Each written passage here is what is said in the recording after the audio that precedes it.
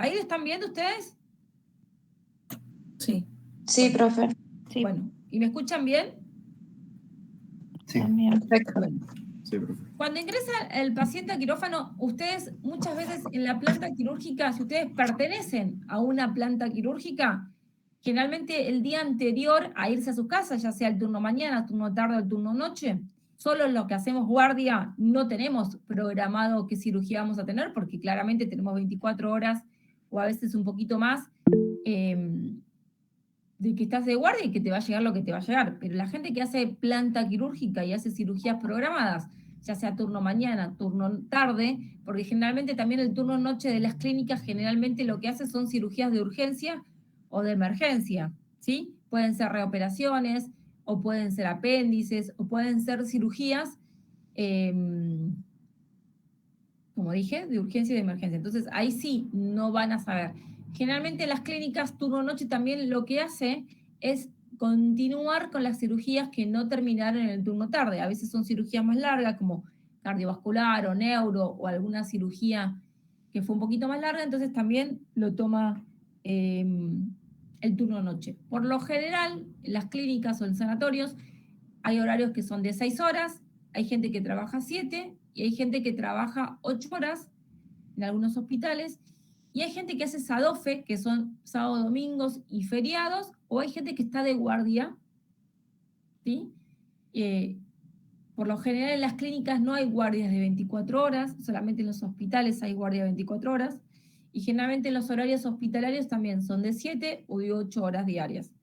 Ahora, si trabajás con un equipo quirúrgico y perteneces y sos instrumentadora de un equipo quirúrgico, solo vas a ir a los sanatorios en el momento que tu cirujano, sea la especialidad que sea, tenga cirugía. Obviamente que eso lo van a arreglar con su cirujano, generalmente ellos ya saben previo, tienen un cronograma mensual o quincenal y te van a ir pasando todas las cirugías. Si vos trabajás con un equipo quirúrgico y te dicen, el martes 31 de agosto tenemos una cirugía a las 8 de la mañana en el Mater Dei, vos seguramente vas a llegar a las 7 de la mañana para poder hacer el pedido de farmacia y tener todo preparado en quirófano con la circulante que te va a tocar esa mañana, y vas a armar tu cirugía, ¿sí? Previo a que llegue tu cirujano, claramente. Entonces, ahí ya los horarios... Profe, ¿Qué? están pidiendo si podés grabar la clase. Bien.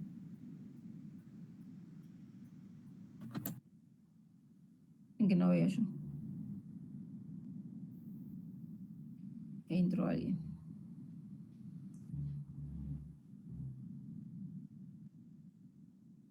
Realmente yo no las grabo a las clases, chicas, por eso. Pero esperen. Sí, eso yo sé que no la grabas, pero me habían preguntado. Y generalmente para las chicas nuevas les quiero avisar que yo generalmente las clases no las grabo. Bueno, sigamos. Ay, no sé qué. ¿Dejé de compartir ahí? No. No. Bueno, ¿ustedes ven? ¿Estoy moviendo la profe. fotocopia? Sí, profe. Bueno, listo. Bueno, entonces, controla y supervisa el ingreso. ¿A qué viene esto?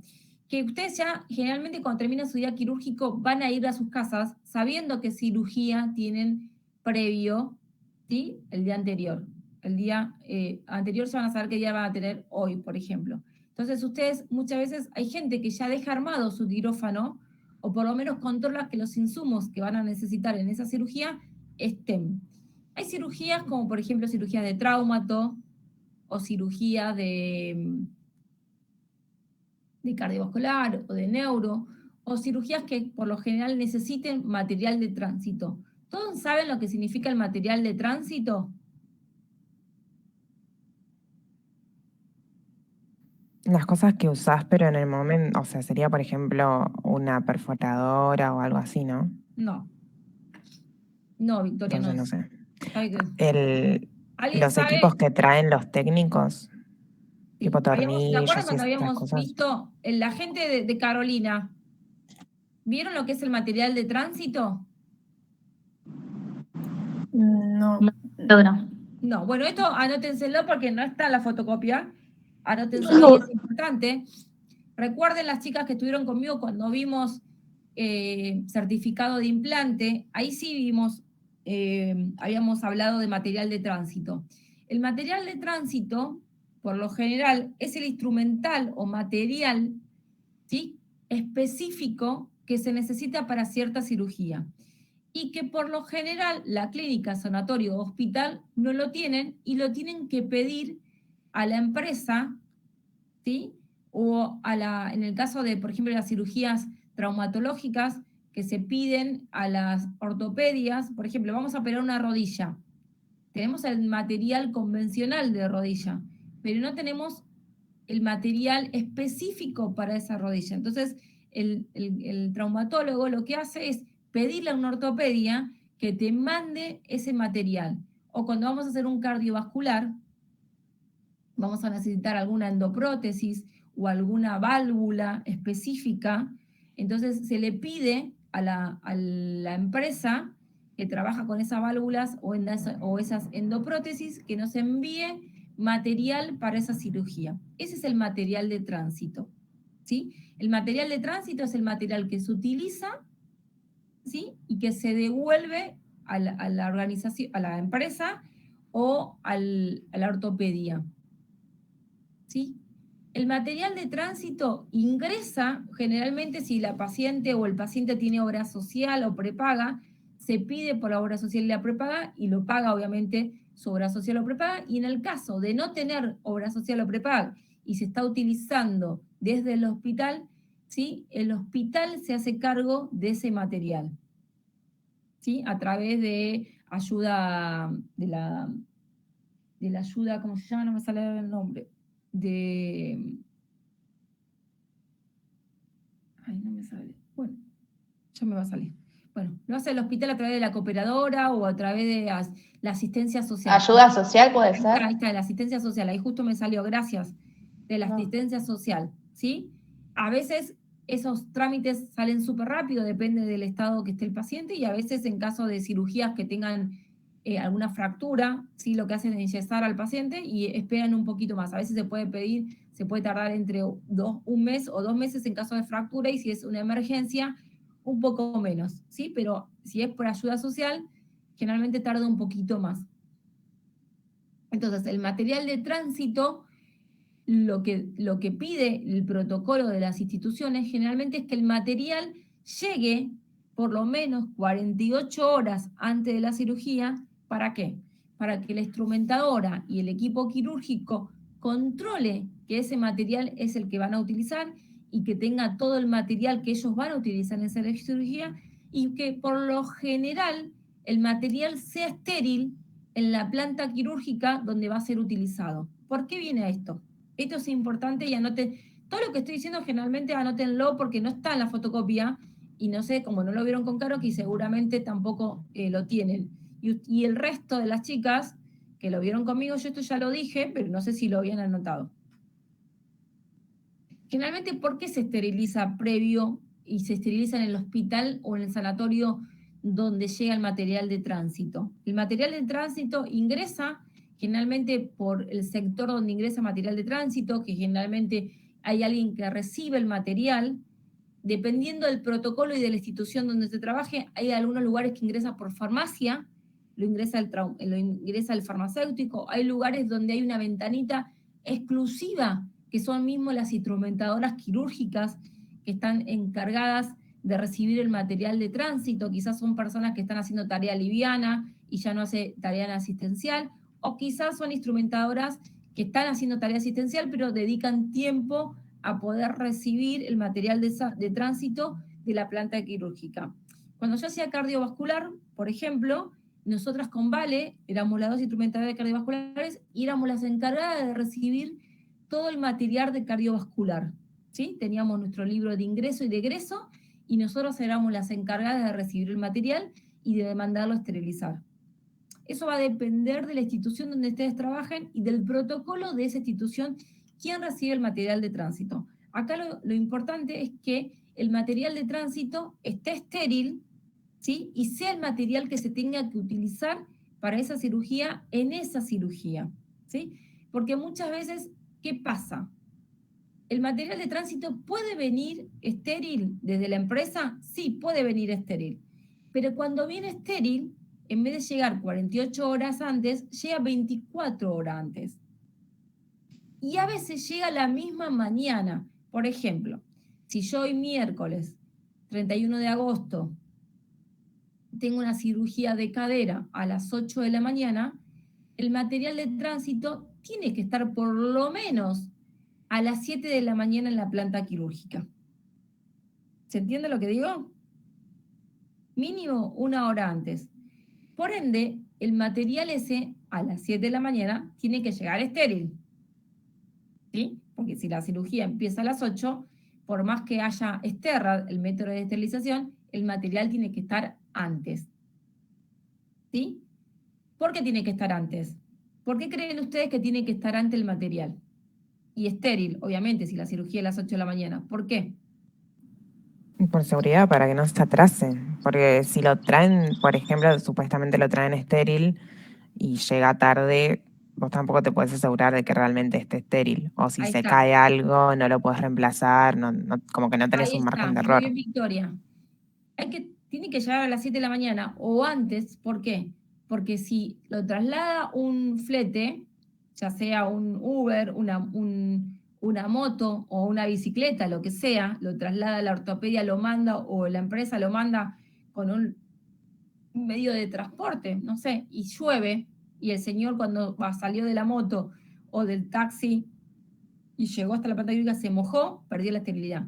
Si en el movimiento del traslado en la moto, que el señor de la moto va a lo loco por la avenida y tiene, no sé, clavijas o tornillo, y esa clavija y tornillo en el movimiento de la caja, ¿sí?, clivada, se movió y rompió el papel, no va, puede llegar mojado, puede llegar roto.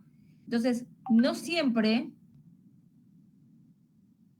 A ver, alguien me está mandando un mensaje, espere. Espere que es una de ustedes, por eso voy a contestar. Esperen.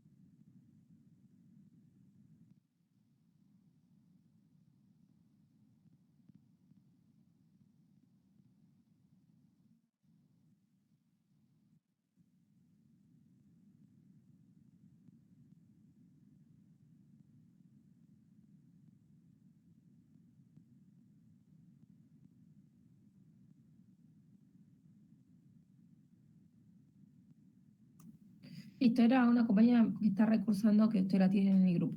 Bueno. Ay, me perdí. Bueno, entonces, si llega en mal estado, no te da el tiempo a poder esterilizarlo para empezar la cirugía, ¿sí? Pero también, ¿sí?, tiene que llegar antes. ¿Por qué? Recuerden siempre que cuando van a utilizar material de tránsito y llega estéril, quizás el envoltorio no está roto, ¿sí? Pero quizás abren la caja y el testigo de adentro no viró, ¿sí? Entonces, ¿qué hacemos ahí si el testigo de adentro no viró? ¿Por qué? Porque siempre que ustedes tienen material de tránsito o viene una ortopedia, generalmente la ortopedia que viene con el material de tránsito va a traer una instrumentadora que se va a lavar y va a instrumentar justo en el momento donde se va a utilizar ese material de tránsito, ¿sí? Cuando antes de dormir al paciente o antes de hacerle una peridural o una raquidia donde el paciente tenga dormido de la cintura para abajo, ¿sí?, nosotros tenemos que controlar, junto con el técnico de la ortopedia, que también es instrumentador quirúrgico, que el material de tránsito, ¿sí?, o la válvula o la prótesis que estamos trayendo es la correspondiente a la cirugía. ¿Por qué? Porque imagínense que ustedes duermen al paciente, no, ustedes no, los anestesiólogos, duermen al paciente y cuando durmieron al paciente, abren la caja y la caja no está estéril. Maya, ¿con quién estás hablando? Ah, con mi mamá, profe, que me está preguntando una cosa. Dígale a su madre que no moleste que está en clase. ¿Me van siguiendo hasta ahí? Entonces, ¿quedó claro lo que es el material de tránsito? ¿Sí? Sí, ¿Quedó profe. claro para todos Sí, profe. lo que es el material de tránsito y la importancia de que bueno, por eso es que se pide que el material de tránsito llegue 48 horas antes. ¿Por qué? Así de esa forma, tanto la instrumentadora como el cirujano controlan la caja, ¿sí? Y la mandan a esterilizar en la planta quirúrgica y así a la mañana tenemos claro que la caja salió estéril. Puede pasar que haya salido una caja sin virar, puede pasar, ¿sí? Claramente puede pasar, pero por lo menos el envoltorio ya sabemos que va a estar en buen estado, ¿sí? Bueno, no me acuerdo a qué vino esto, pero bueno, vamos.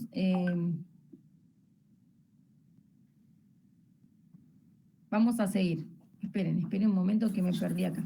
Bueno, entonces, ¿a qué vino? A que controle y supervise al paciente en el centro quirúrgico. ¿Por qué? Bueno, entonces yo si tengo material de tránsito, ya me aseguro que el material de tránsito está en la planta quirúrgica, que es el material que voy a utilizar, que la caja esté estéril. ¿Por qué generalmente no llega a 48 horas? Porque generalmente como es material de tránsito y es material que va de sanatorio a sanatorio, generalmente las ortopedias no se van a, si llega 48 horas, es que esa caja va a estar sin uso 2 días. Entonces a ellos no les conviene. Por eso es que ellos lo llevan generalmente a las 7 de la mañana, pero también muchas veces esto, como sucede que la caja llega estéril, muchos sanatorios y muchas clínicas lo que hicieron es protocolos que mínimo 24 horas.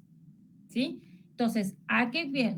Control y superviso el ingreso de material del paciente. Yo para poder ingresar el paciente tengo que tener en claro que tengo todos los insumos necesarios para esa cirugía.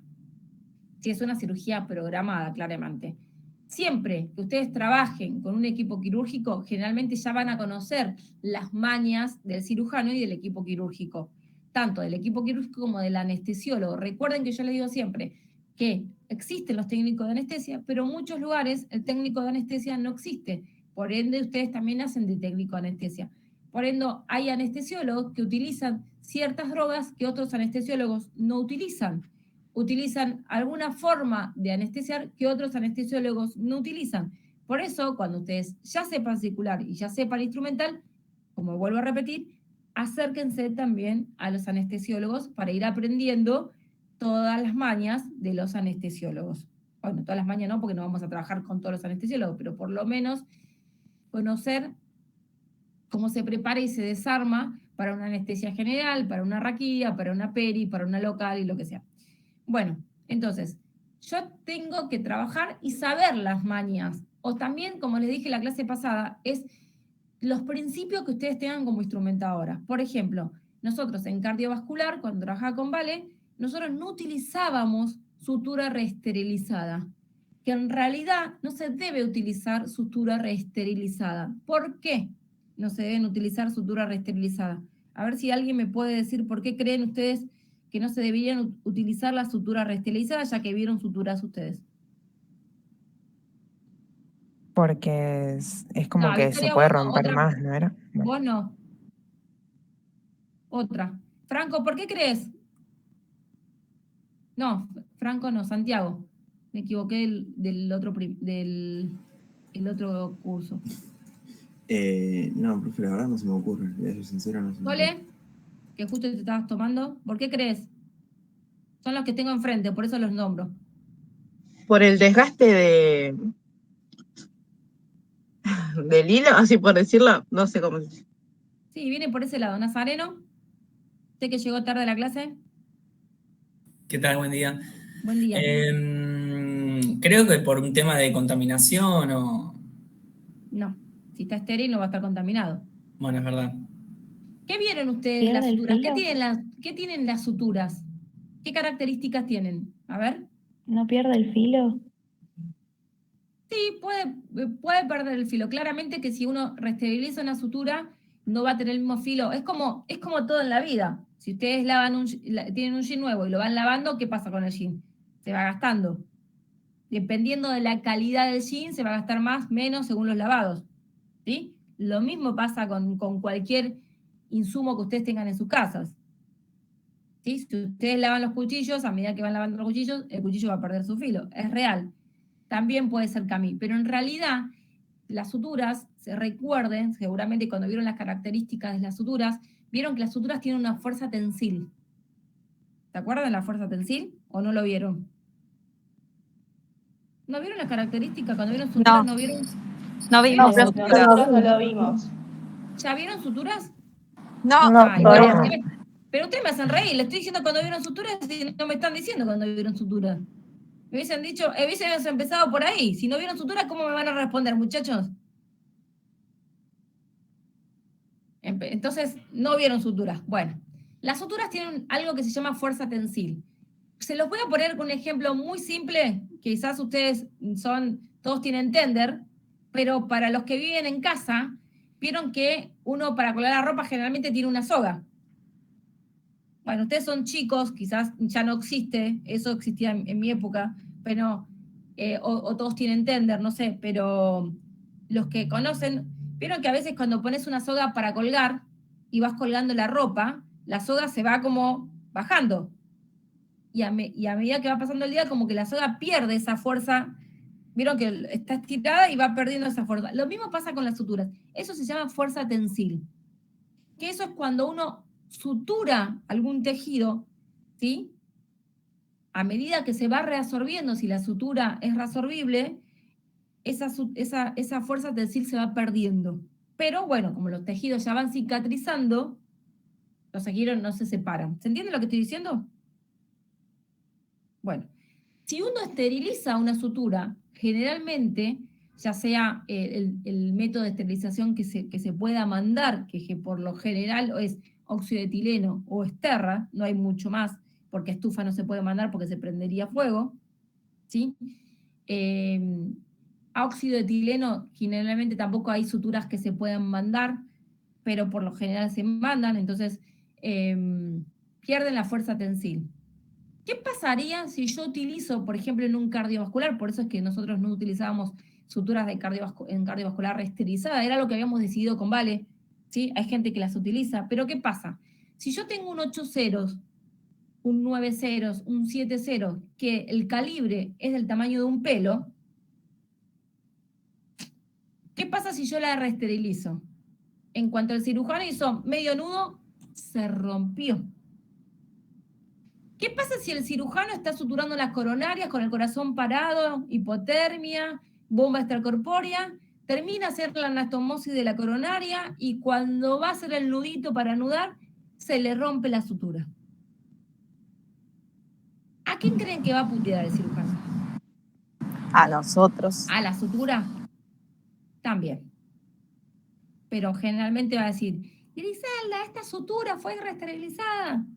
Y yo le voy a decir, sí, doctor, pero usted le avisé hace 2 días que no teníamos sutura, por ejemplo. ¿Sí? Pero en mi caso, en el caso real de nosotros no utilizábamos por eso. ¿Por qué? Porque nos pasó una sola vez en la vida quirúrgica de cardiovascular, que le habíamos avisado que no teníamos 8-0 con una nota que le hicimos, ¿sí? 48 horas antes de la cirugía, que no había suturas. Y le presentamos una nota, que no había suturas, que no había ni 7 ni 8 ceros, que las únicas suturas que habían eran suturas reesterilizadas, y que estaba en condiciones de él de poder suspender la cirugía hasta que entrara la cirugía.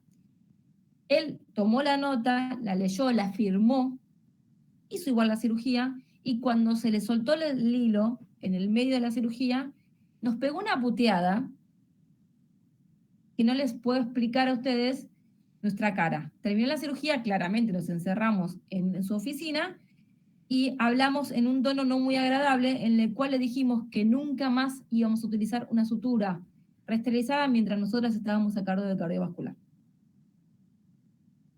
¿Sí? Entonces, ahí también es ustedes tener, esto de que yo siempre le digo, de tener en claro qué tipo de instrumentadores quieren ser, ¿sí? y qué valores y prioridades le van a poner ustedes en su trabajo diario.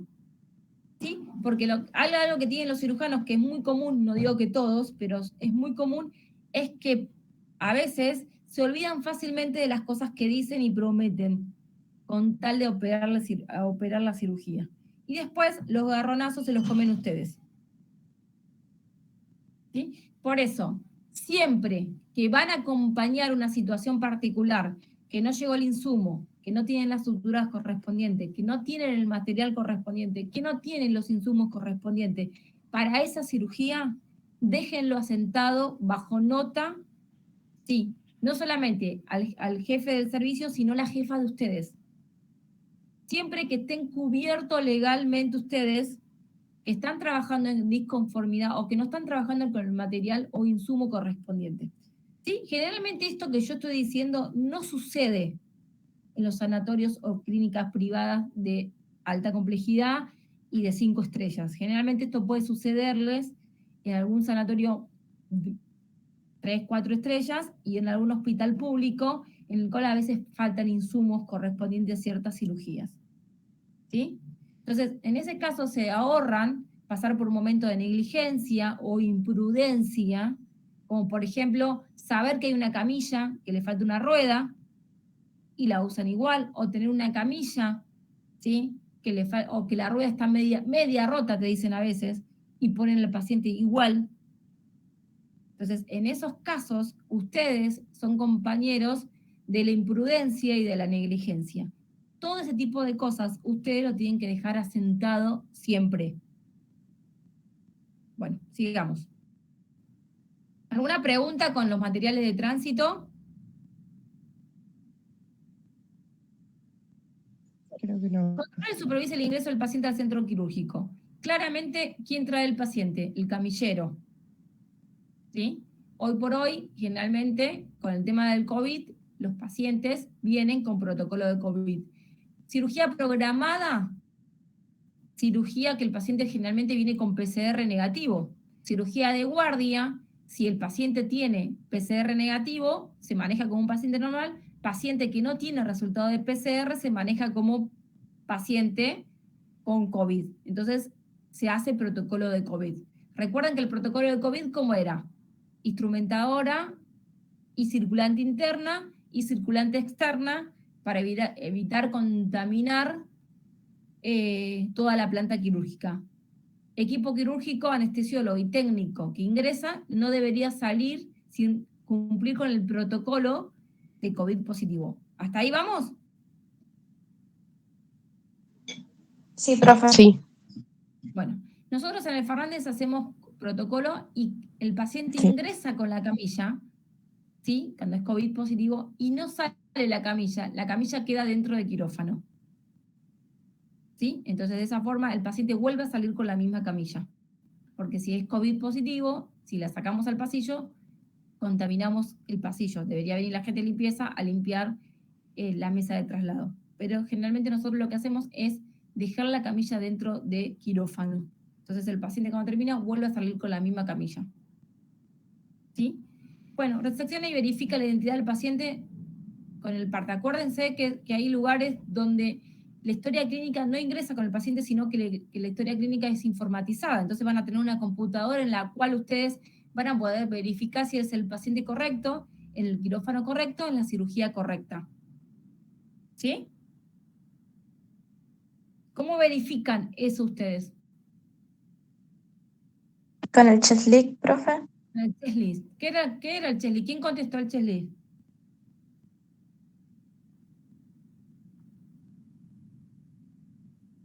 ¿Quién contestó el checklist? Yo, profe, Karen, disculpe. Karen. ¿Saben todo lo que es el checklist? ¿La gente de Caro también? Sí, ¿Saben que es una lista de verificación?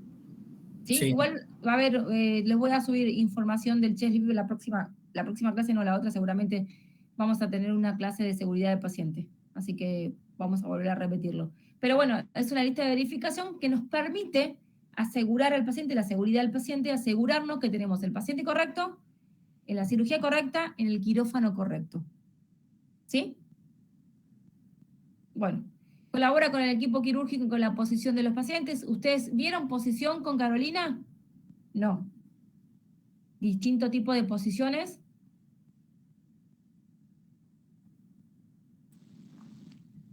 No. Bueno, dependiendo de la cirugía que sea, obviamente el paciente va a tener ciertas posiciones. Entonces, no es responsabilidad nuestra poner al paciente en posición. Es responsabilidad nuestra acompañar a los cirujanos a poner en posición. Lo que sí es responsabilidad nuestra es buscar, ¿sí?, los elementos para que el paciente tenga la posición correcta y evitar que el paciente, a través de su posición, ¿sí?, tenga úlcera por decúbito. Por ejemplo, ¿qué es una úlcera por decúbito? Es, por ejemplo, cuando un paciente está mucho tiempo acostado en cierta posición y tiene, por ejemplo, algo que le aprieta en la panza y esa presión, cuando termina la cirugía, el paciente tiene un hematoma. ¿Por qué? Porque entre el paciente y por ejemplo, y los bretes, no pusimos nada acolchado. Entonces, el brete, como es de un material duro, lo único que va a hacer es presionar sobre el paciente. Entonces, generalmente, eso se llaman úlcera por decúbito o pacientes obesos, ¿sí?, donde la pierna está mucho tiempo en cierta posición de ginecológica. Entonces, hay que acolchar, ¿sí?, y cada posición tiene que ir con insumos, después vamos a ver, que permitan que el tiempo que esté en esa posición el paciente no tenga ninguna úlcera por decúbito, ni esté lastimado por esa posición en la que estamos colocando. Esa sí es nuestra responsabilidad, buscar la forma. Si no tenemos los utensilios correspondientes, buscar la forma. Nosotros en el Fernández tenemos el material para poner al paciente en posición, las siliconas que se utilizan para cada posición, pero por ejemplo, en el vecinal no tenemos siliconas. Entonces armamos como esas siliconas, lo armamos con sábanas o lo armamos con campos descartables, entonces ponemos al paciente en posición con campos descartables. Bueno, prevé el cuidado del paciente en el pre, en el post, y hasta que el paciente sale del área quirúrgica. Eso es algo que, por lo general, lo que nosotros decimos, bueno, el paciente sale de quirófano, va a la recuperación de anestesias, y nosotros nos olvidamos del paciente. Pero si al paciente le pasa algo en la recuperación de anestesia, sigue siendo nuestra responsabilidad. Por eso, en muchos lugares, en la recuperación de anestesias, hoy no solamente hay enfermeros, sino también hay instrumentadores quirúrgicos, que no cumplen la función de los enfermeros, claramente, porque legalmente no están reconocidos, pero sí quizás están dando vuelta, haciendo toda la parte de administración o recibimiento del paciente, o lo visten, o los acompañan, ¿sí? Pero no desde...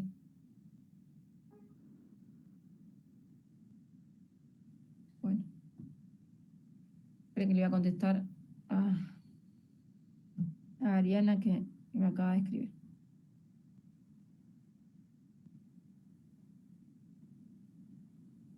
Bueno, ¿quedaron claros las normas con relación al paciente? Sí. Bueno, esto lo vamos a ir haciendo rápido porque seguramente ya lo vieron con Carolina, o no sé si lo vieron en fundamentos. ¿Vieron con fundamentos todo lo que tiene que hacer la instrumentadora quirúrgica con respecto a la relación del acto quirúrgico? ¿Esto lo vieron? Chicos. Sí, profe. Sí. Bueno, ¿hay algo de acá que quieran reforzar? ¿Todos saben cómo se hace un conteo de gasas?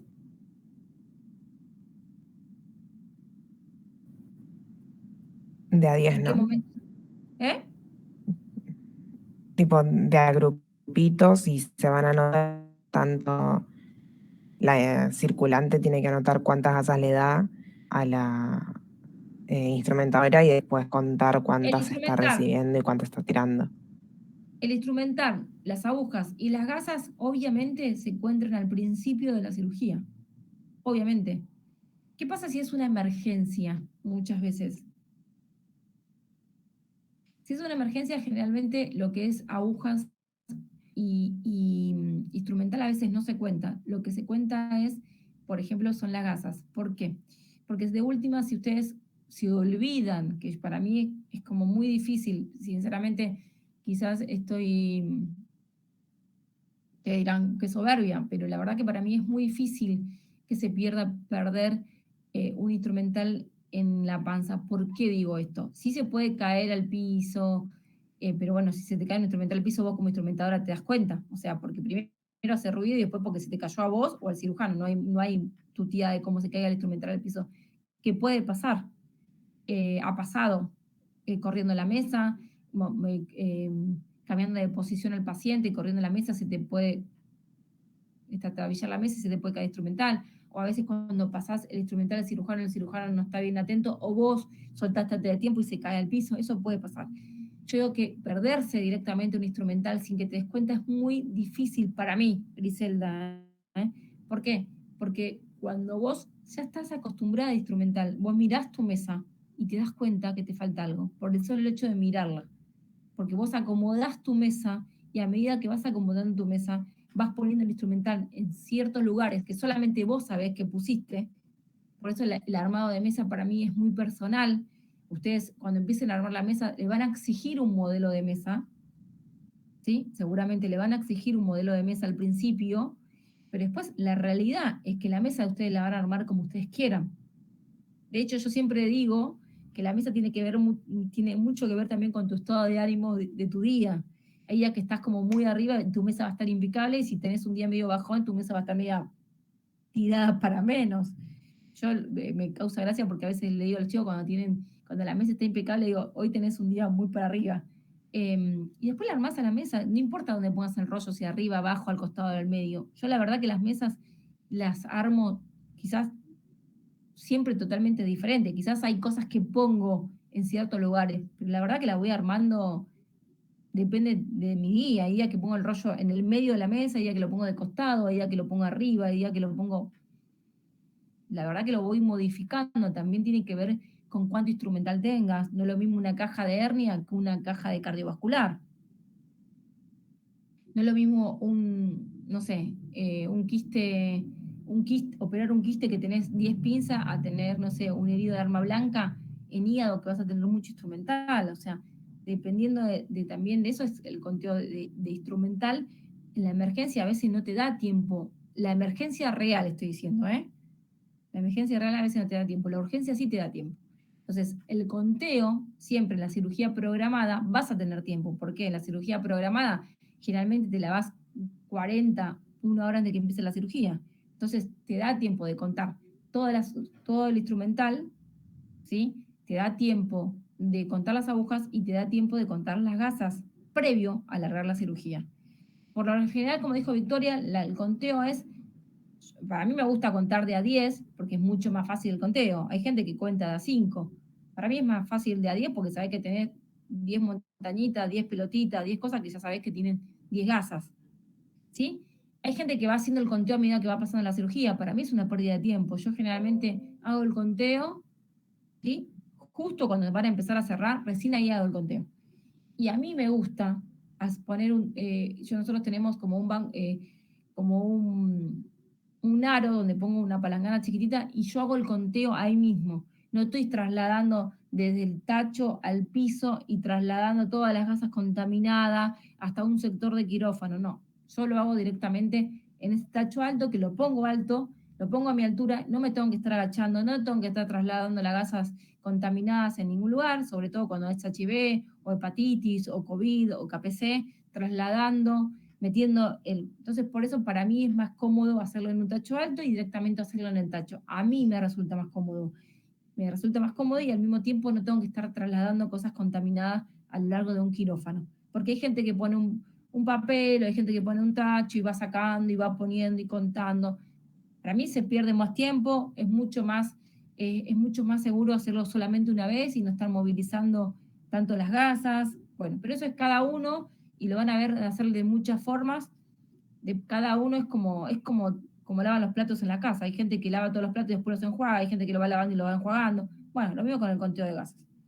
Quizás hay lugares donde tienen un protocolo también de conteo y cuando vos vas con tu equipo te tenés que adaptar también a ese protocolo de esa clínica.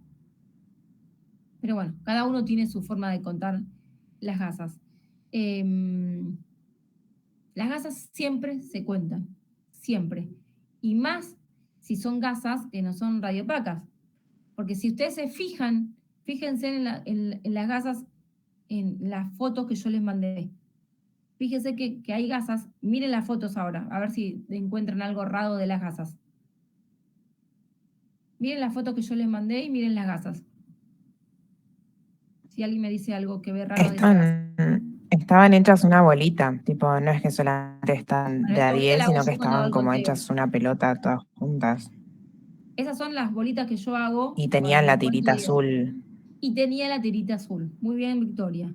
Esa tirita azul es la que permite que si nos falta una gasa y no la encontramos por ningún lado, le podamos hacer Poder verla en una rayos. placa al paciente y esa tirita azul va a salir en la placa. ¿Sí? Son las gasas que te permiten buscarlas a través de la radioscopía. ¿Qué pasa? Esas gasas radiopacas no están en todas las instituciones públicas, por lo menos. En las privadas seguramente sí. Pero en las públicas, ¿sí? Yo en el vecino no tengo gasas radiopacas, por ejemplo.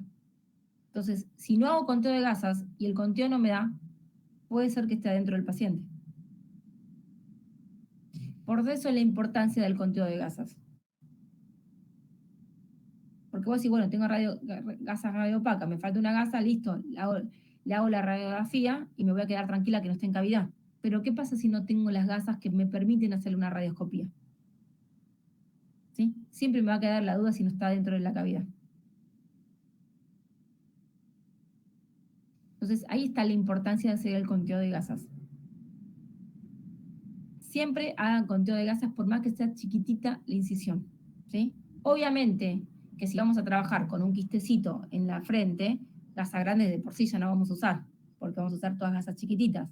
Y por más que abran, ¿sí? Generalmente no hay forma que quede una gasa chiquitita en la frente, ¿sí? Hay cirugías claramente que no van a quedar gasas adentro, ¿sí?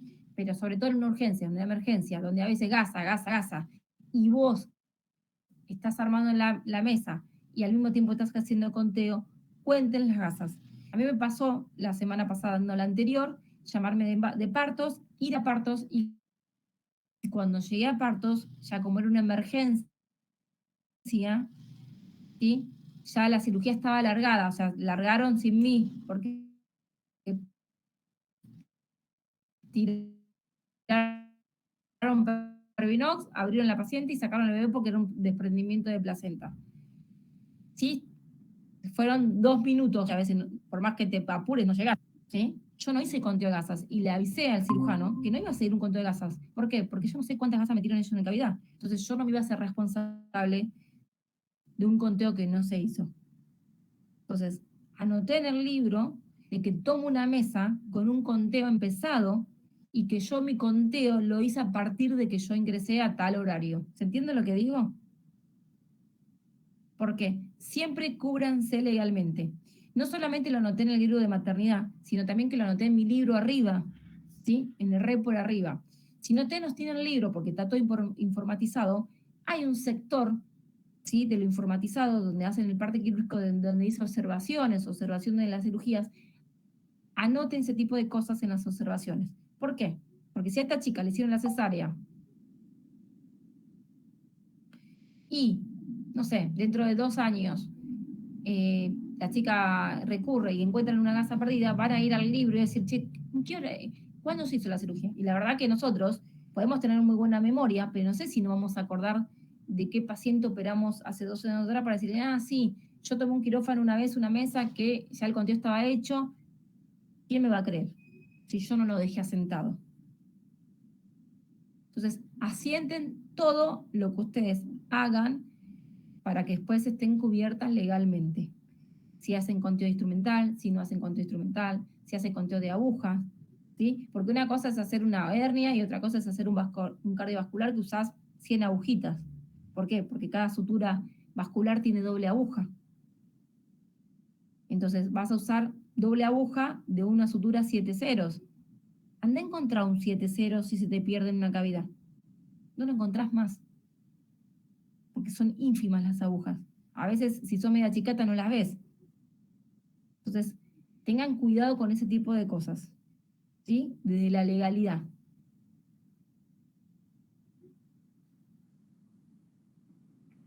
Bueno, bueno, después toda la parte que tenga que ver con la organización tiene que ver con esto que yo le dije, que también que va a ser la formación que ustedes van a tener también en la licenciatura, ¿sí? Que les van a enseñar toda la parte administrativa y toda la parte de gestión, que es armar el parte diario, que es planificar y supervisar todas las técnicas administrativas y profesionales de todos los profesionales que están a su cargo, de llevar los protocolos, de crear protocolos y llevar los protocolos a la acción, y en el caso, por ejemplo, que aparezca de repente el COVID, que nos desorganizó a todos y que aparecieron de repente 25 protocolos en una semana y que todos los protocolos se iban modificando y que vos ibas ingresando a la página de la ADI para ver si había un protocolo nuevo, o la página de la Asociación de Infectólogos, o la página de anestesia, y todas las semanas te iban modificando algo nuevo. Entonces, ustedes van a tener la suerte de que, espero, no tengan que atravesar nunca más una pandemia, pero por lo menos ya ingresar con ciertos protocolos nuevos y actualizados está bueno, porque ir trabajando en vivo e en directo con protocolos nuevos es a veces lo que nos causa mucho, también fue lo que nos causó mucho estrés y mucho temor, porque ingresabas a una cirugía y no sabías si te ibas a contagiar, si puede ser que te estés transmitiendo el virus, si llegas a tu casa si lo podías contagiar a tus seres queridos o a tus hijos. Entonces, tener un buen liderazgo, tener una buena jefatura, una buena coordinación, también tiene que ver con eso. No solamente crear protocolos, sino estar actualizado, ¿sí? Cuando uno quiere coordinar una planta quirúrgica, tiene que ser alguien, ¿sí? Para mi gusto, para mi instrumentadora como profesional, sea alguien que tenga una capacitación continua, que sea alguien que le guste capacitarse de forma continua. ¿Por qué? Porque va a tener a cargo instrumentadores y profesionales que tienen que estar actualizados todo el tiempo. Y no solamente actualizados de la técnica y de la administración, también esto que hablamos de la inteligencia emocional, de la calidad, de la seguridad del paciente, de otras cosas que abarca nuestra profesión. Porque va a tener que coordinar y va a trabajar con un grupo de personas que quizás también va a estar muy heterogéneo con los años. Nosotros en el Fernández tenemos gente que se está por jubilar y tenemos pibas recién recibidas. Entonces tenemos gente con muchas mañas, que le dio la experiencia, que le dio los años, que también están un poco cansadas de estar en la planta quirúrgica, y tenemos pibitas, yo le digo pibitas cariñosamente, que tienen todas las pilas y que están actualizándose todo el tiempo, y que trabajar también con una persona que está casi jubilándose y trabajar con una chica que tiene todas las pilas, a veces el contraste también afecta. Y ahí empiezan los roces personales. Entonces,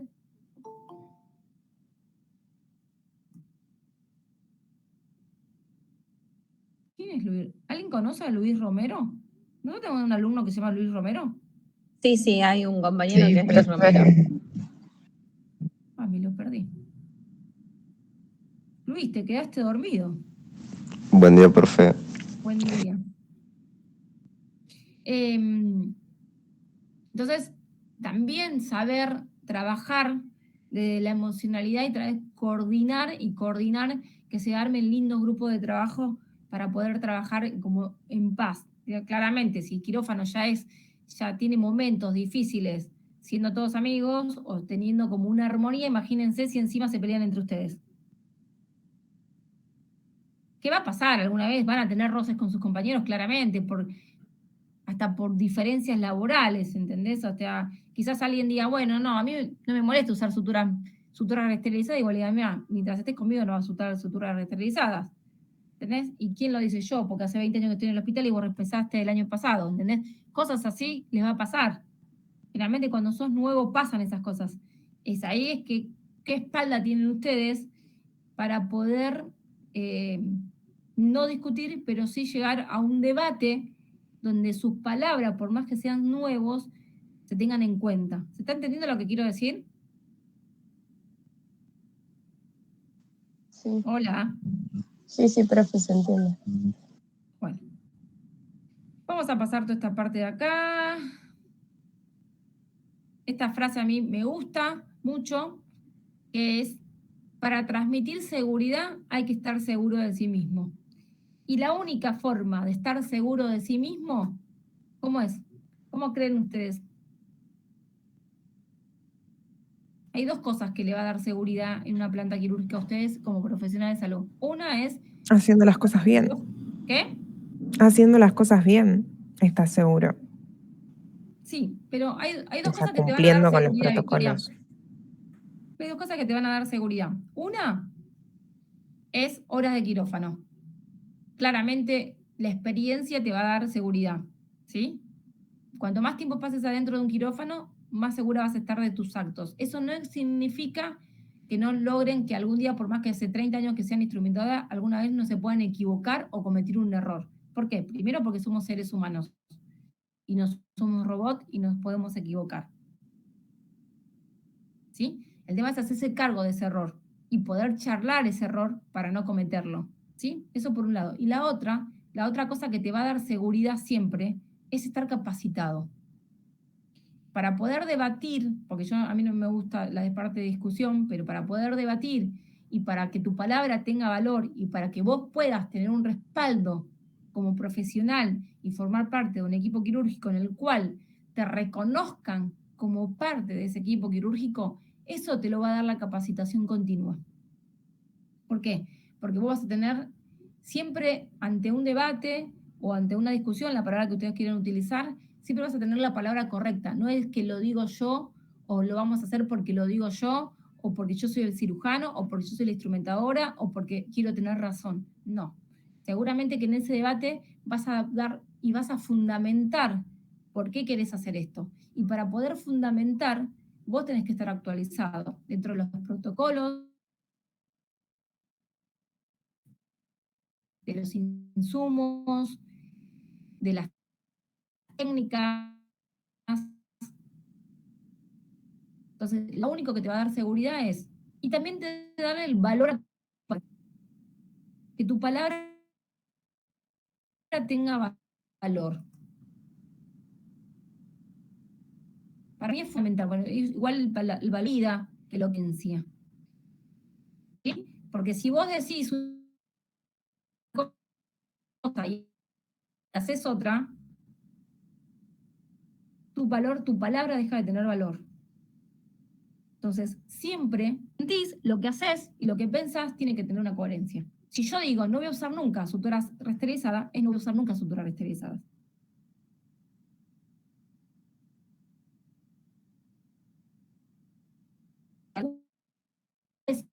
Hay alguien que te dice, tenés que usarla, bueno, sácame esta cirugía y poneme en otra. Incorporen, porque eso también les puede pasar en lo que es la planta quirúrgica. Les puede pasar tranquilamente, ¿sí? Que ustedes sepan de protocolos y que sepan de normas que el resto de la planta quirúrgica no lo sepa.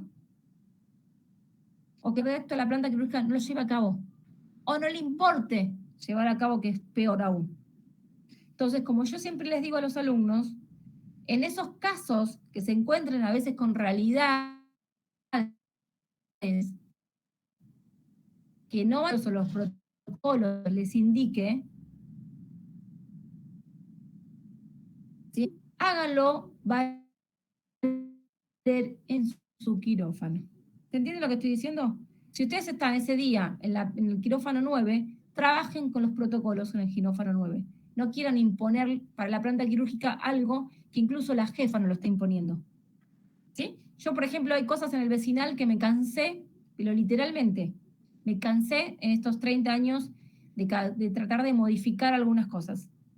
Como me di cuenta que hay cosas que no van a modificar, porque es la cultura organizacional del lugar, ¿sí? Y porque quizás muchas veces el liderazgo no se capacita, o se capacita y no lo puede llevar a la práctica por esto de la cultura organizacional. Entonces digo, en mi guardia, yo voy a hacer las cosas como yo quiero hacerlas y como yo sé hacerlas. Y quizás no cumplo protocolo del coso, pero lo cumplo en mi guardia. ¿Se entiende lo que estoy diciendo? Entonces, quizás muchas veces se van a encontrar con situaciones así. Entonces, en esas ocasiones, haga valer sus conocimientos en su día quirúrgico. Obviamente, si lo pueden charlar con la coordinación y pueden modificar y pueden trabajar en equipo, bienvenido sea.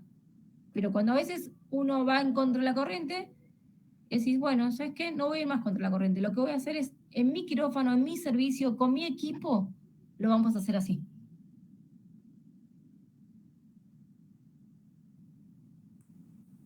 Bueno. El otro día habíamos hablado del ingreso del paciente. Esto vamos a empezar a hablar de todo lo que es emergencia. Acá, si ustedes ven, habla de una definición de emergentología, que dice que es la rama de la urgencia, ¿sí? Y que generalmente la emergentología está trabajada por un equipo multidisciplinario. ¿Por qué? Si ustedes observan, la mayoría de los hospitales públicos, como yo ya le vengo diciendo hace varios meses, es que todo lo que es emergencia, ¿sí? No hay prepaga y no hay obra social y no hay sanatorios privados. ¿Por qué? Porque la emergencia siempre va a estar el SAME, ¿sí? Para llevarte a un hospital público. Entonces, por más que vos tengas una prepaga, primero vas a ir a parar al hospital público, donde te van a estabilizar, y si estás estabilizado, recién ahí te van a derivar a tu prepaga o a tu obra social. Si no estás estabilizado, te vas a quedar en el hospital hasta que te estabilicen o te salven la vida, ¿sí? ¿Qué pasa? Los hospitales públicos, la mayoría tienen un lugar que se llama showroom. No sé si escucharon hablar del showroom. El shock Sí, profe. room, bueno, está escrito en inglés shock. El shock puede ser hay varios shock. El shock, uno de los más comunes que ustedes van a escuchar, sobre todo en quirófano, es el shock hipovolémico, que son los pacientes que acuérdense, poca, y volemia viene de sangre. Entonces son pacientes que tienen mucha pérdida de sangre, shock cardíaco con los paros cardíacos, shock anafilático con una alergia.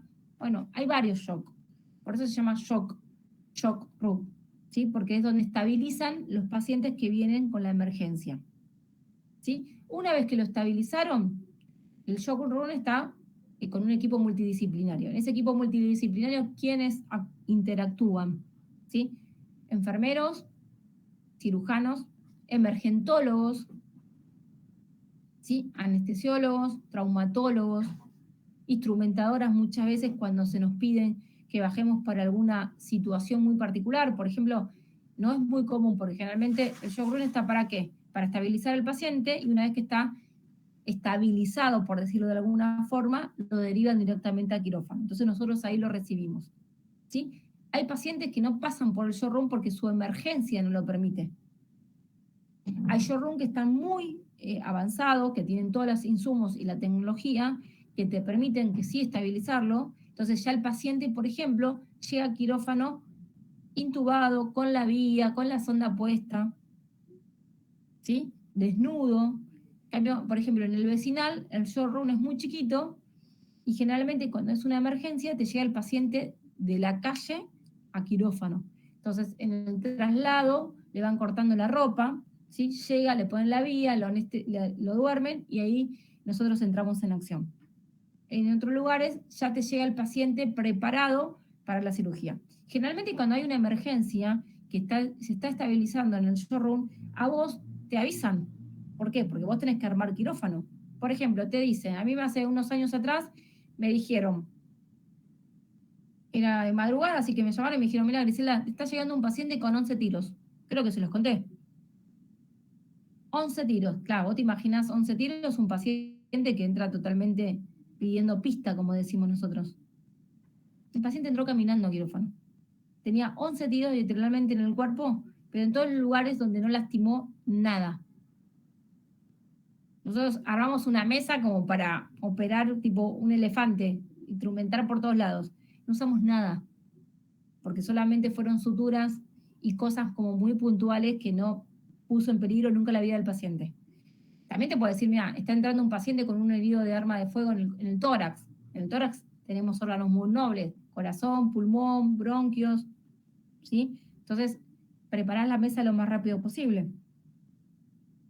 Generalmente si le llega a dar a un órgano vital, claramente es una emergencia real. Entonces, generalmente cuando viene de la calle y el equipo es multidisciplinario, como dije, que podemos nosotros participar, Ahí es cuando también el liderazgo va rotando.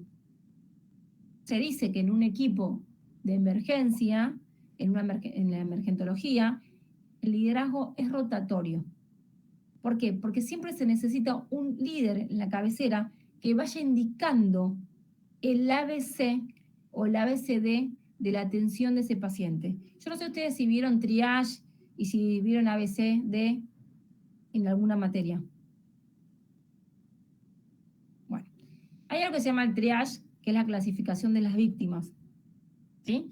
Hay varios triage. Está el triage de los colores, que generalmente lo hacen los bomberos y los policías. ¿Sí? No vamos a hablar de los colores ahora porque no es el tema, pero Vimos el de los colores en el taller. Bueno, pero eso, así, vimos el pequeño triage. triage en primeros auxilios, pero nada Bueno, más. buenísimo. Entonces los colores los tienen claro. Hay un triage que es el ABC, que se hace prehospitalario, y hay un ABCD que se hace intrahospitalario. El ABC de la calle, el prehospitalario, es A, vías aéreas, B, respiración, y C, circulación.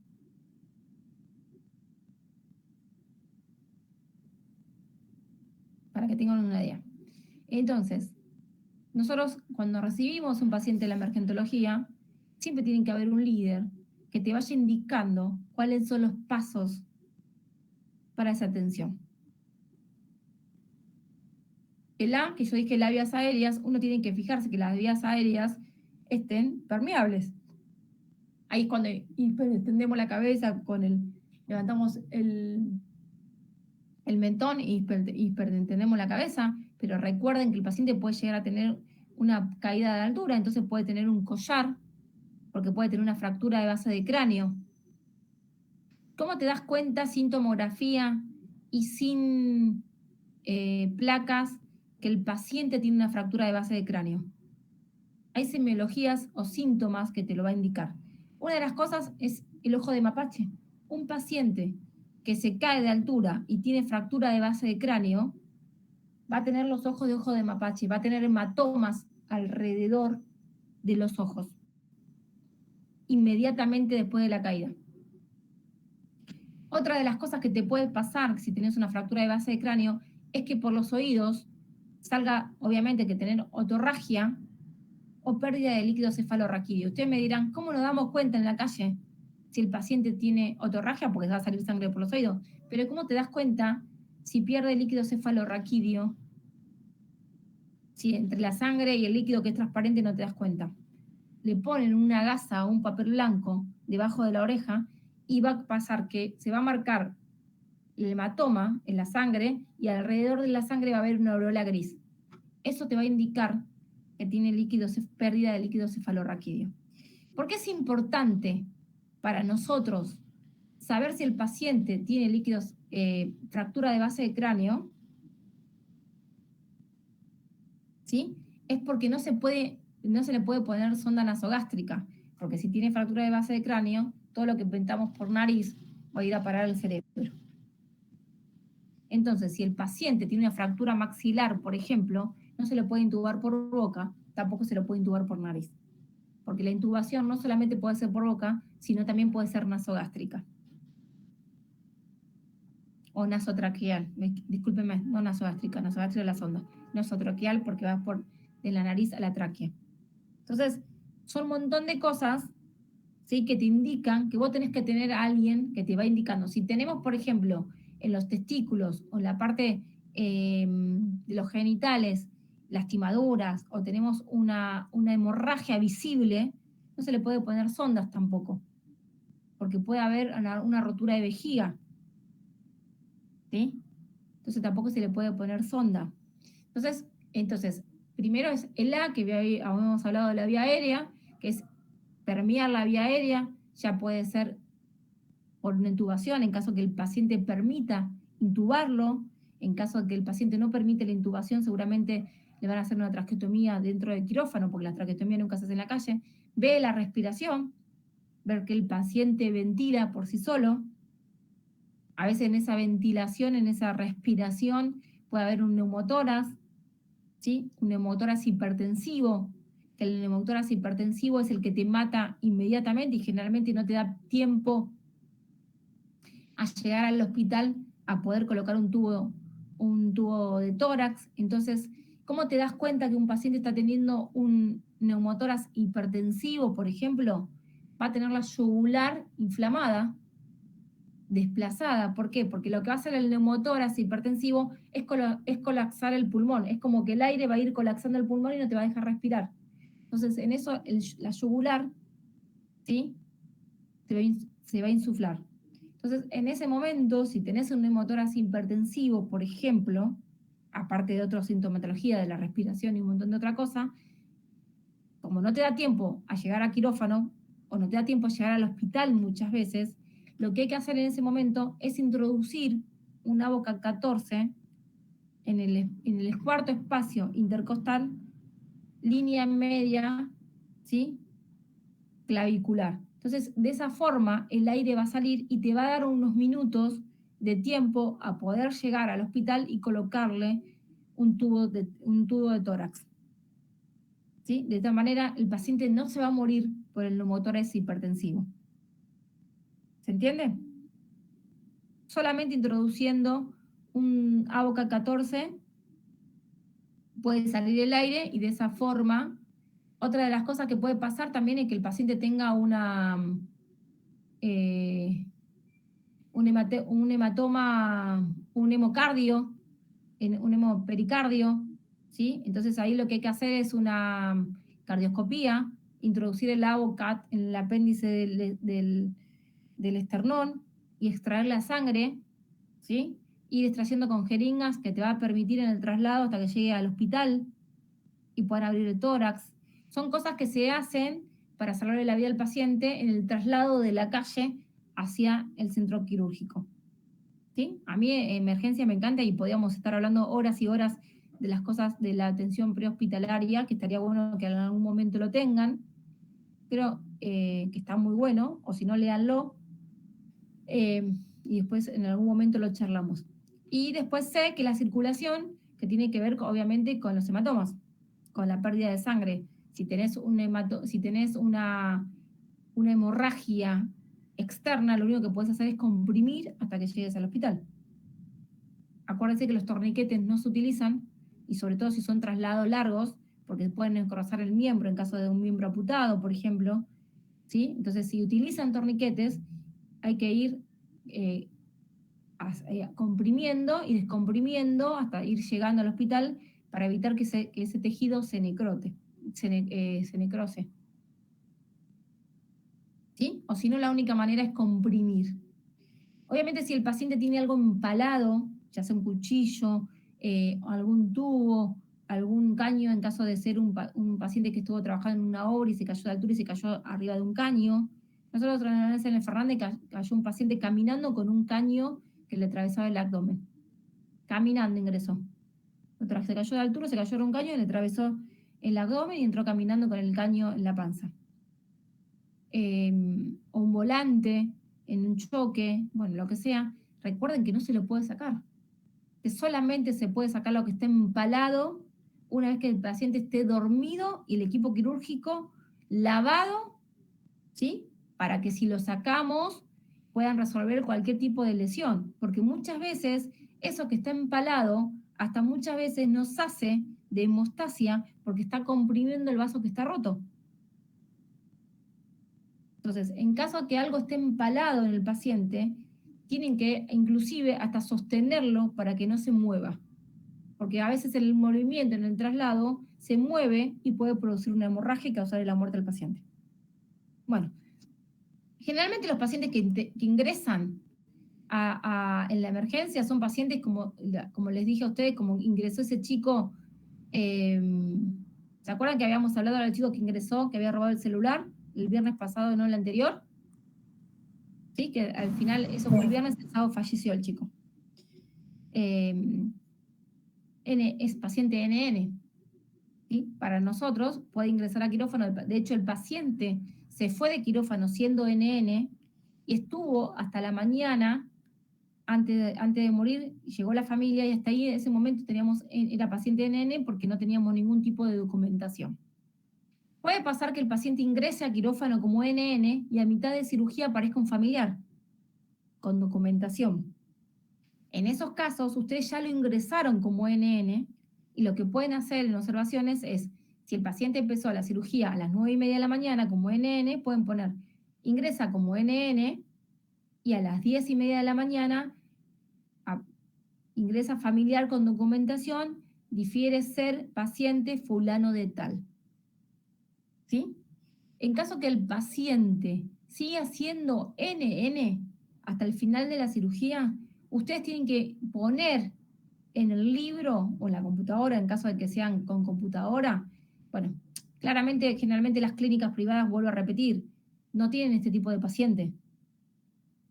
Entonces también generalmente todo lo que sea informatizado no le llega a este tipo de paciente. El Austral, por ejemplo, no le llega a este tipo de paciente. En los Arcos no le llega a este tipo de paciente. En la Suizo no le llega a este tipo de paciente. ¿Por qué? Porque SAME, vuelvo a repetir, lo lleva al hospital público. Los hospitales públicos todavía tienen la historia clínica y todo lo que sea documentación. Todavía, ya nosotros en el Fernández estamos en vía de, porque están colocando internet y están colocando todos los cables para en breve poder tener computadoras en el quirófano, pero por ahora sigue siendo todo manual. Entonces, ingresamos a este paciente, NN, y fijamos, este chico para mí, yo siempre lo dije, no tenía más de 20 años, de hecho tenía 17, y se ingresa la edad, se ingresa de un rango etario, por ejemplo, de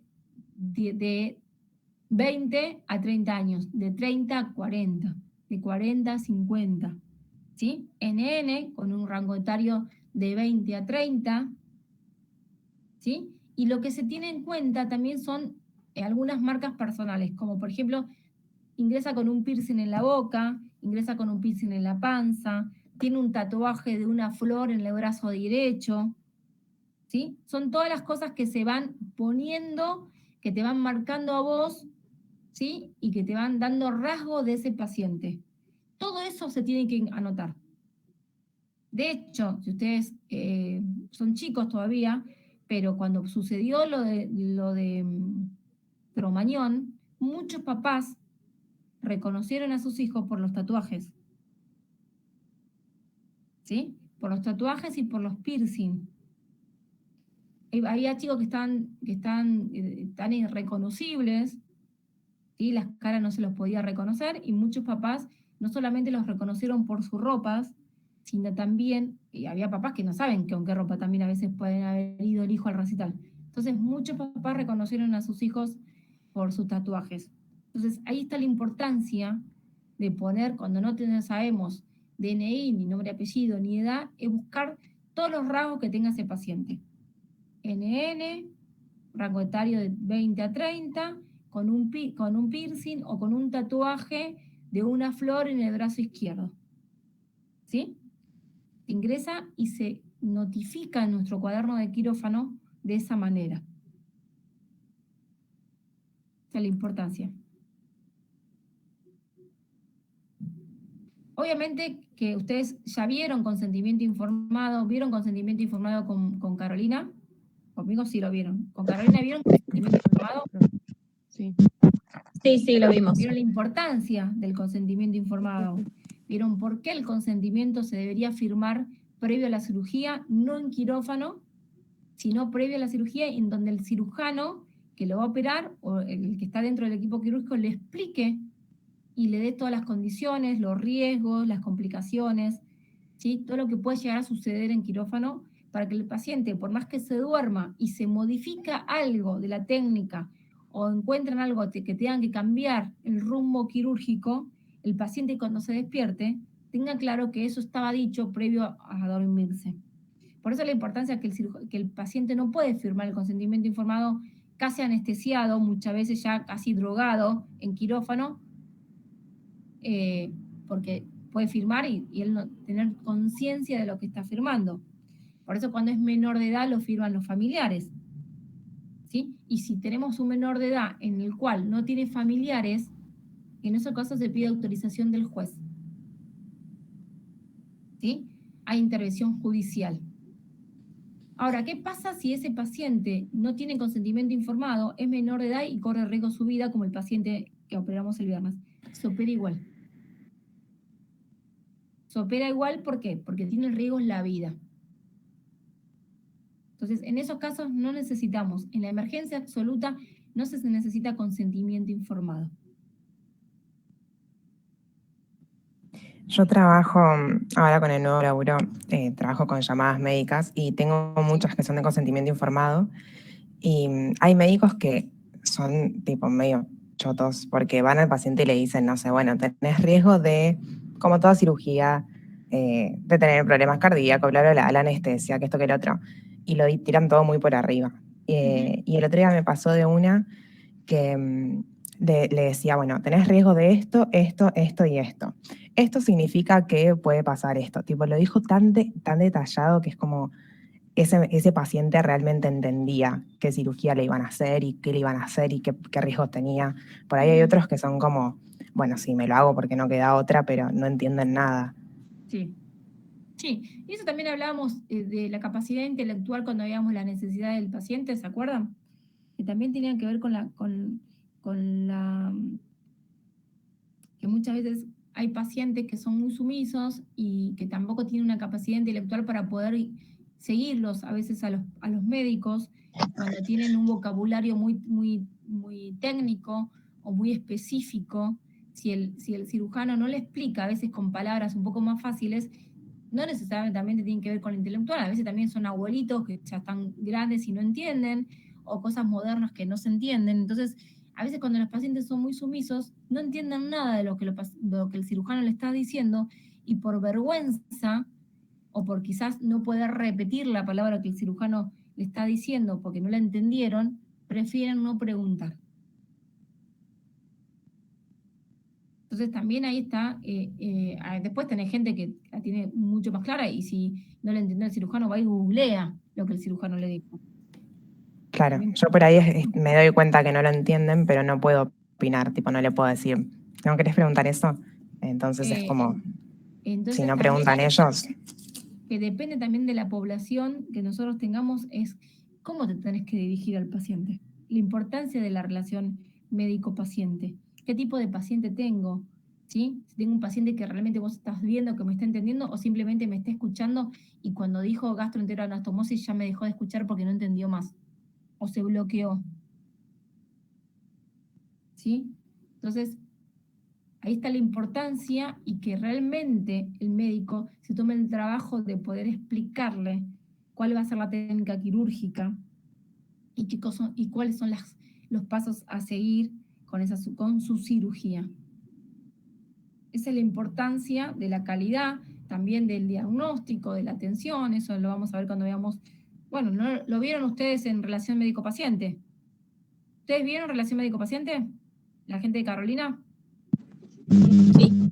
Bueno, la importancia que tiene la relación médico-paciente con los casos, no solamente en el diagnóstico, sino en la calidad del tratamiento, que también depende de la relación que tengan ellos, es que también la apertura que va a tener el paciente.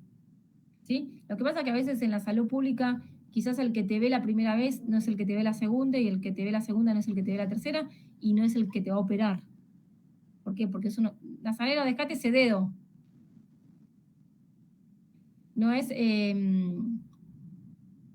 ¿cómo se llama? Yo me pongo a decir bobadas y me pierdo después. La relación médico-paciente. Sí, pero para que mi cerebro lo tiene que buscar. Bueno, esto de que le decía que en el hospital escuela, ¿sí?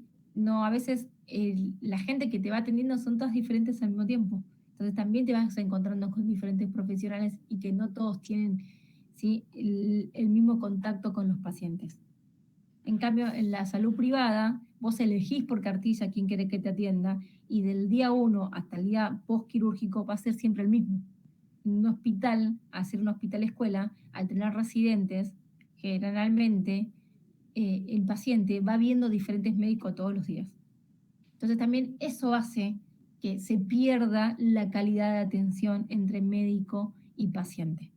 Porque quizás tenés un residente que es recontra humano, que recontra empático, y tenés otro que es más secote, que no significa que sea menos empático, sino que tiene otra personalidad y quizás le cuesta más la llegada con el paciente.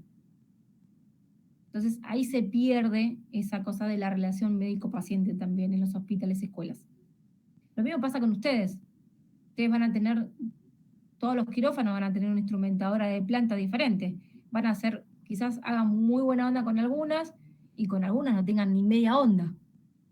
Y cuando les toque el día de esa que no le toca ni media onda, quizás tengan un día quirúrgico no tan agradable. Y quizás te toca, vas al quirófano mío y la vas a pasar bomba, o no.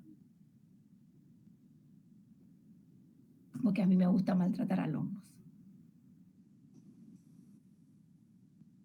Bueno. Bueno, a ver, los elementos de pericia, eso se tiene muy en cuenta, ¿sí?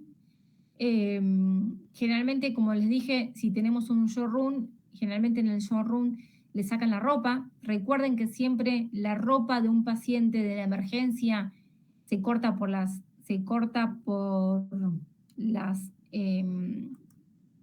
costuras. Con la tijera se corta por las costuras. ¿Por qué? Porque esa ropa muchas veces se puede utilizar también como instrumento de investigación. ¿Sí? ¿Qué se hace con la ropa? ¿Se tira? No. Por más que se corte, la ropa nunca se tira. ¿Sí? Por más que se corte, la ropa nunca se tira. Esa ropa se debería poner a un costado, dejarla que se seque, ¿sí? Y después ponerla en sobres de papel. Obviamente nosotros no tenemos sobre de papel para poner la ropa. Lo que sí hacemos, lo envolvemos una vez que está seco con el papel que envolvemos las cajas, con el papel de grado médico. ¿Por qué tiene que estar seca? Porque si nosotros la envolvemos mojada con sangre o con líquido de la calle o lo que sea, se pudre y deja de tener un valor pericial. ¿Sí? Y por más que pase, esa ropa, ¿a quién se la entregan? ¿A los familiares? Si tiene intervención judicial, claramente no se le entrega a los familiares, se le entrega a la policía.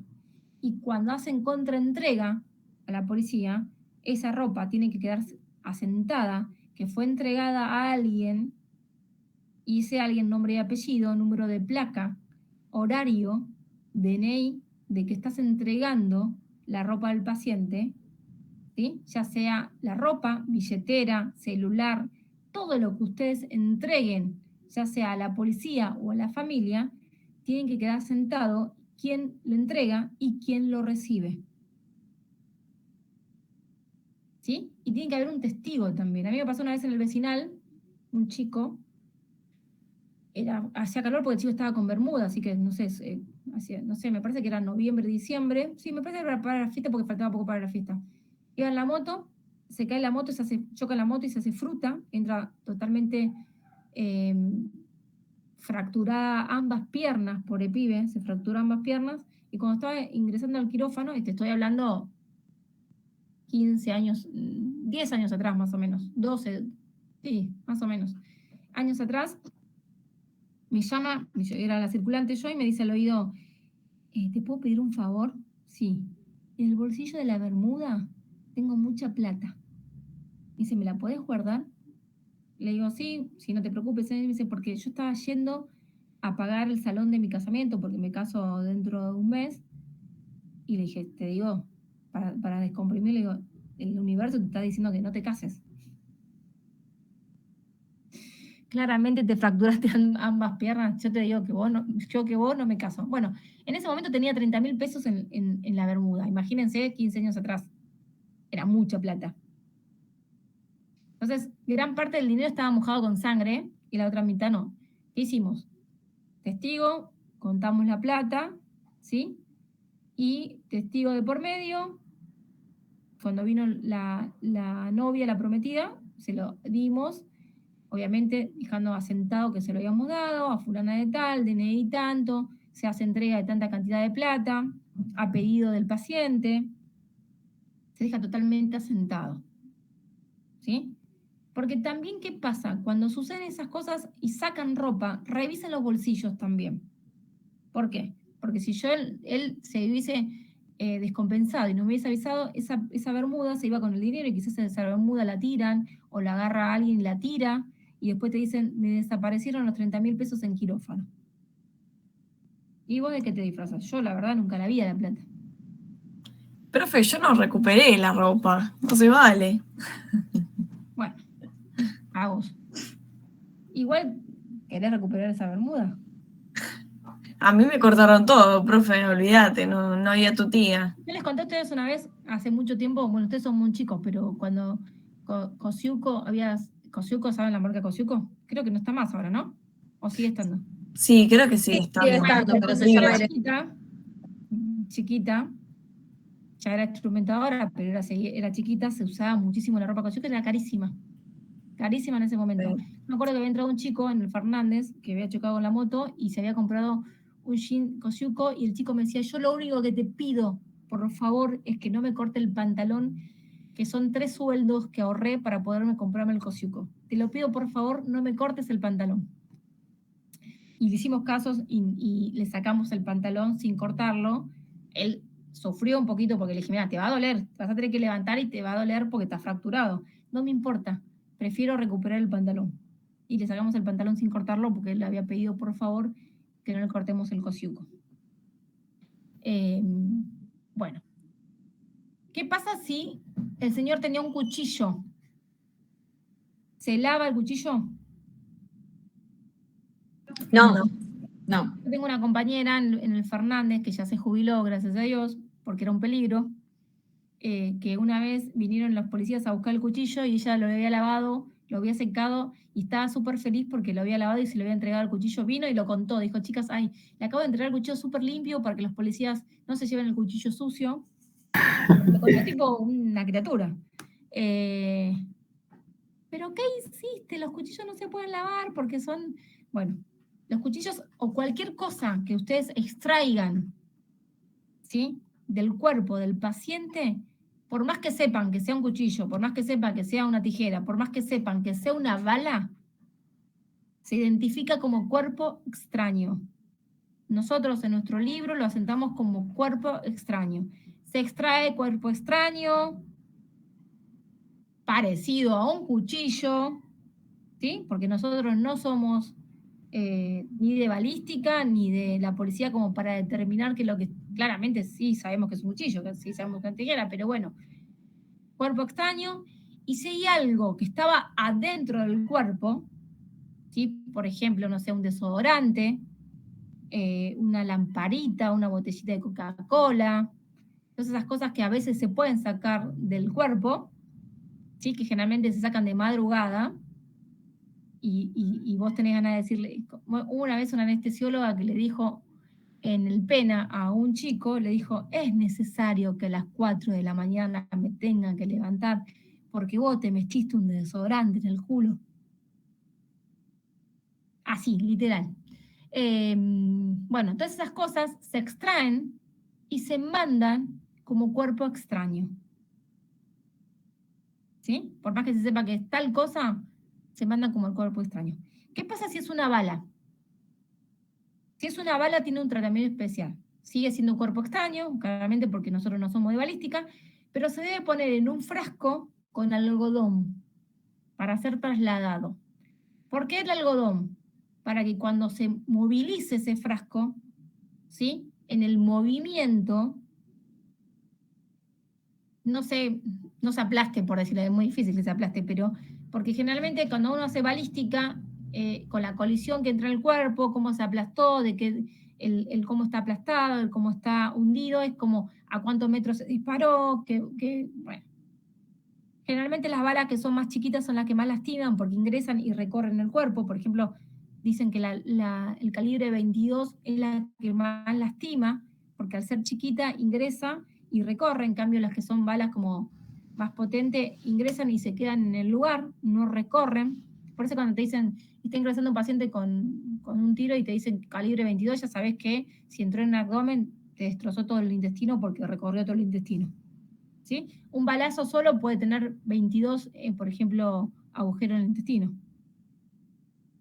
El tema es que sean 22 como seguiditas o 22 separadas, que muchas veces tenés que ir cerrando agujerito por agujerito. Con las esquirlas. Y si es escopetazo, ni le digo, porque el escopetazo realmente quedan las esquirlas y va sacando esquirlas por esquirla. La verdad que los escopetazos son muy traumáticos, primero por la lesión que producen y después porque tenés que estar sacando esquirla por esquirla. Nazareno no está escuchando nada de lo que yo estoy diciendo, no sé con quién está hablando, está de joda. Dígale a ese muchacho que está atrás de usted que no lo moleste, Nazareno.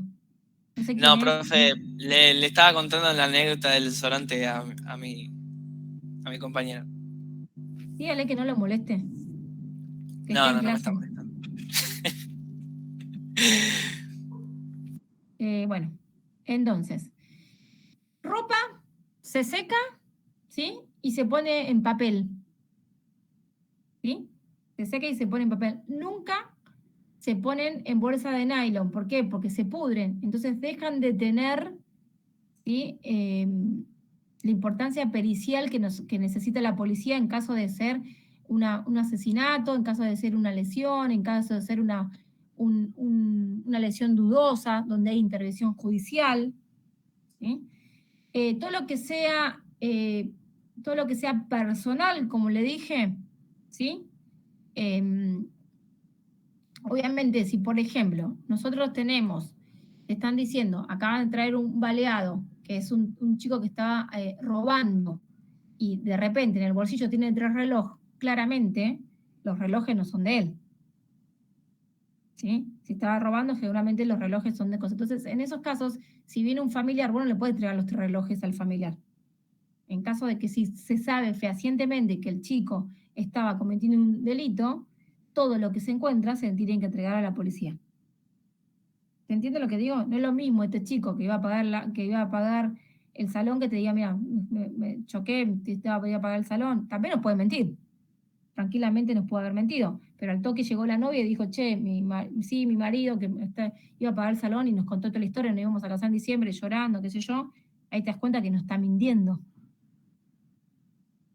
Pero cuando ustedes dudan también de la procedencia, de todo lo que tenga el chico, si tiene 5 billeteras encima, claramente hay 4 que no van a ser de él. Entonces, en esos casos también se utiliza como importancia pericial. ¿Sí? Y todo lo que está enclavado en el paciente, todo lo que está empalado en el paciente, recuerden tampoco no lavarlos y también ponerlos en sobres de papel. ¿Qué pasa con los dientes? ¿Sí? Con los dientes hay que tener muchísimo cuidado, ya sea en pacientes de cirugías programadas, generalmente de una cirugía programada, igualmente si el paciente tiene dentadura, ya ingresa a quirófano sin dentadura. Hay muchos que son como medio rebeldes porque claramente les cuesta después entrar a quirófano sin dientes por una cuestión de timidez o de coquetería. La verdad que si no tuviese dientes te sentirías como muy incómodo. Pero ahora con el tema del barbijo, ingresan tranquilos porque tienen el barbijo, porque los pacientes ingresan a quirófano también con barbijos, como nosotros. Pero en un caso de emergencia, los dientes son fundamentales, porque a veces cuando son en nene, ¿sí? Y si no los encuentran por las huellas, porque tienen las huellas gastadas, se los puede encontrar por las dentaduras también. De hecho, en Cromañón, los últimos que no se pudieron reconocer, se reconocieron a través de las dentaduras. Porque también al quemarse se perdieron las huellas digitales. Entonces, los dientes son totalmente importantes y es nuestra responsabilidad. ¿Sí? Todo ese tipo de cosas son nuestra responsabilidad. Para que le quede más que claro.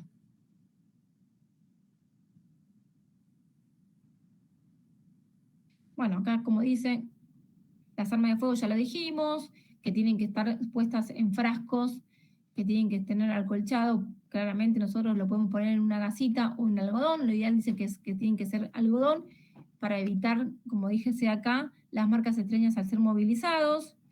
En caso de que se extraigan balas, también en quirófano debería haber un libro de balística, ¿sí? Debería haber un libro de balística que ustedes, por más que reciban la bala, cuando la entregan, tienen que hacer como que dejaran escrito en el libro de balística que NN con un rango menor a de entre 20 y 30, con un tatuaje así, se extrae de cavidad abdominal un cuerpo extraño, difiere parecer ser una bala, que es entregado al señor fulano tal placa, número, DNI, fulano de tal, ¿sí? Y retira, ¿sí? Cuerpo extraño, tal día, tal hora, ¿sí? Siempre que extraigan bala, tiene que quedar asentado en el libro de balística. A veces se llevan la bala en el mismo momento y a veces pasan 2 o 3 días y vienen a buscar la bala. Las balas no se tiran, ¿sí? Por más que pasen 5 días de la cirugía, 10 días de la cirugía, 1 año de la cirugía, las balas no se tiran, ¿sí?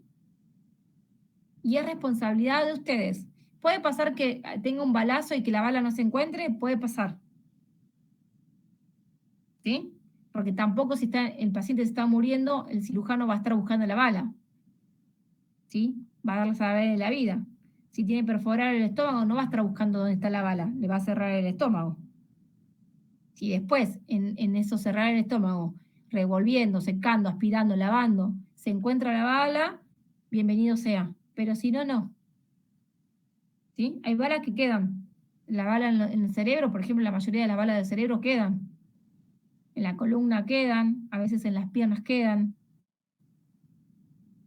¿Sí? No necesariamente la bala sale. ¿Sí? Pero cuando sale, tienen que ser a un frasquito, con algodón o gasita, y al libro de balística. ¿Alguna pregunta hasta acá? No, profe. No, profe, ninguna. Bueno, otra de las cosas,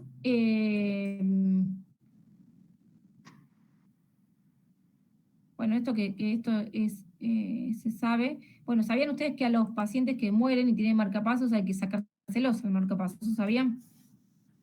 Generalmente se lo sacan en la morgue, si no fue quirúrgico se lo sacan en la morgue y si es quirúrgico se lo sacan en el quirófano. ¿Sí? Para evitar la radiación. Después vamos a ver una clase especial de muertos, así que no voy a hablar de ahora de la muerte, así que vamos a dejar acá. Profe, la pregunta hasta acá? consulta. Sí, justo de eso. Cuando es una prótesis de cadera o algo por el estilo, por PAMI, también se sacan, ¿no? ¿O no? No. ¿No? Ah. Yo tengo entendido, no. Si vos ya te pusiste la prótesis, te vas con la prótesis. No es que se sacan y se vuelven a reesterilizar para volver a usar.